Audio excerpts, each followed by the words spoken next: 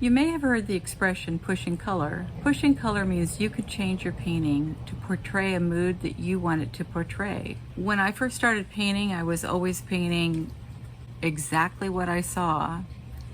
And I'm only just now starting to embrace the idea that I can change it the way I want. That includes changing compositions around. But pushing color is a great technique. This most recent painting I did, inadvertently I pushed the color and it made the scene better because the colors were more vibrant.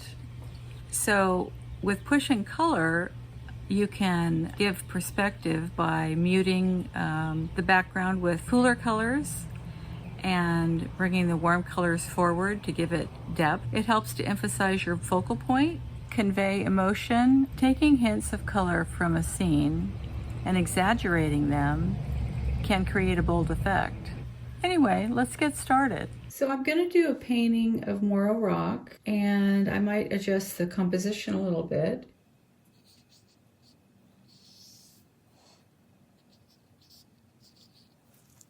This is my outline. I did this with red iron oxide. This is a Rembrandt product that I use quite a bit. I get a little bit of this this red iron oxide in the tree because I think it'll look good when it is an underpainting. I'm using a different kind of brush today. This is a rosemary long filbert. It feels to me awkward. I think I've gotten to like the shorter brushes, but since I'm trying to push myself to try some new stuff, I'm gonna keep working with this. This may help me get that looser artistic style that I've been trying to get lately. I mostly in the past had used a medium. I used the walnut oil, and lately I've stopped using the walnut oil and I've just used the odorless mineral spirits, but I've started to use the walnut oil again because I just like the way the paint flows. As I mentioned, the whole purpose of this exercise is to push the color, to show you how to push color, but I'm going to start with my traditional method, which is putting the outline in and then using purple. I don't want this that dark. So I'm going to use some purple to help me get my values in a little bit better. So I think that's pretty close. Now this is Morro Rock, which is in Morro Bay, California.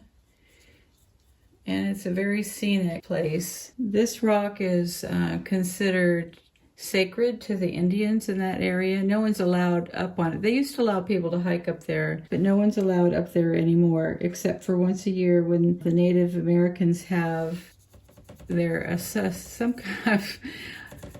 once a year they have a ceremony of some kind, and they allow them to go up there and do the ceremony. I think they were afraid that people were hurting the rock, maybe taking samples away or just messing with the fauna and flora. So this value, of course, is a little darker. Now, although I'm pushing color with this painting, I want the values to be semi-accurate, but you know, as I've mentioned before, when you're painting something, you get to do what you want with it. So I'm trying to be messy. I'm trying to be exact. Now, don't worry about painting things too darkly to begin with, because you can always change it. And I was surprised when I took that class from Cully Wisson a few years back that he painted everything dark, and then after the fact he just laid the light colors on top and you couldn't even really tell that there had been a bunch of dark stuff underneath. So the trunks are quite light, and I'm going to put some color over top. There's some dark under here. This is dark quite a bit here. This looks a little bit too orderly, so we want to make that a little bit more irregular. And this is Morro Rock.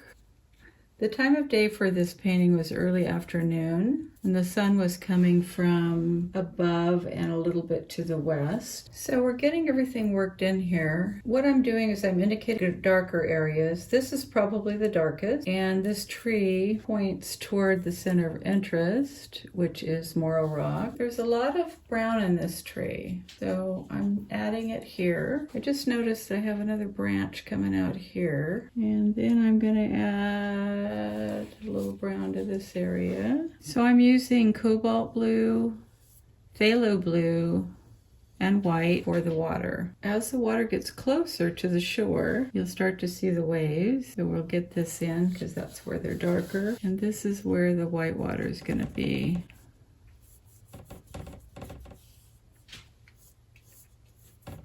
The little elevated area has got some grass on it, but I'm starting with the base color for the sand up here. It kind of levels, or I should say it angles downward right here, and your brush strokes can show direction. The sand right here is ultra light, so I'm adding a little more white to it.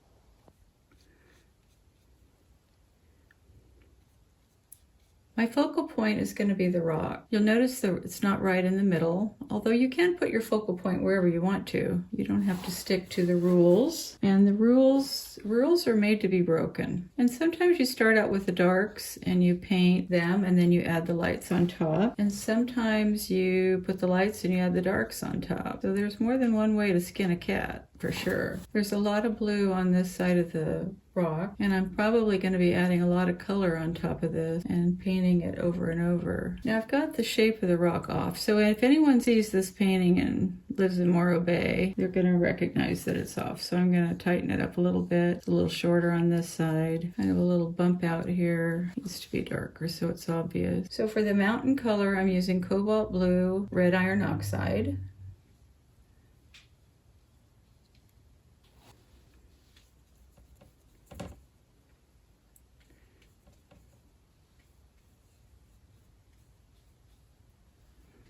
A little bit more in shadow over here.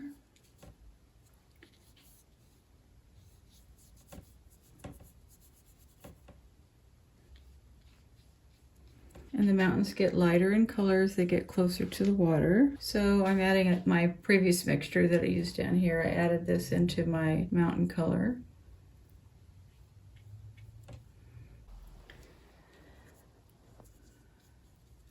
I'm adding ultramarine blue with a little cad yellow lemon right here for the dark areas over the top of the purple. I want the purple to show up. I made a mixture of ultramarine blue and alizarin crimson. Now this will be the darker, somewhat darker green, and it's definitely dark up here.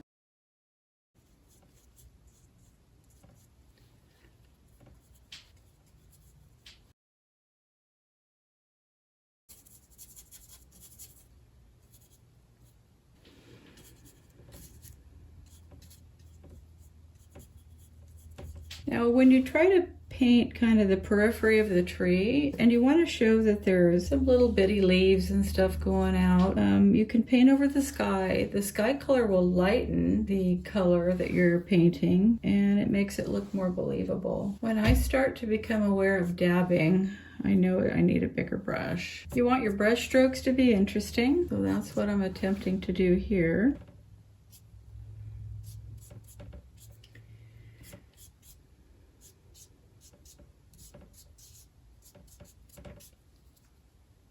Let's add the tree trunks. Now this is a mixture of ultramarine blue and red iron oxide. There is that part of the trunk that's in shadow, so I'll use purple for that. This is purple and red iron oxide. You can see quite a bit of the trunk right up in here through the tree. So I was going to rework this, and I stepped back and I felt like this was okay. But I do want to add some highlights up here, because it is lighter on this part of the tree. Then I'll bring these down. So this right here is grass, or I should say it's probably trampled ice plant, because the ice plant is like everywhere on the California coast. So I'm putting alizarin crimson in this combination here to add some color variation. And this here is ice plant, but I feel it's kind of difficult to portray ice plant, and to be honest, it's not my favorite plant. Now what I noticed about this ice plant is it's really cool at the top here. I added white to this. I'm going to try to make it look cooler. There really isn't any yellow, or very little yellow, in the ice plant. You'll notice I'm leaving a little bit of that purple to show through. I'm going to get a little more texture down here.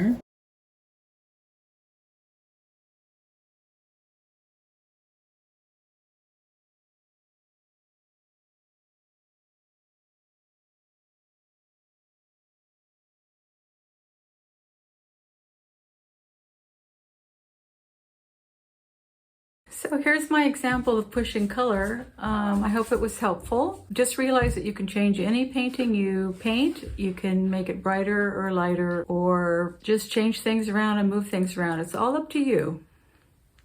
So, hope you have a great day. Happy painting!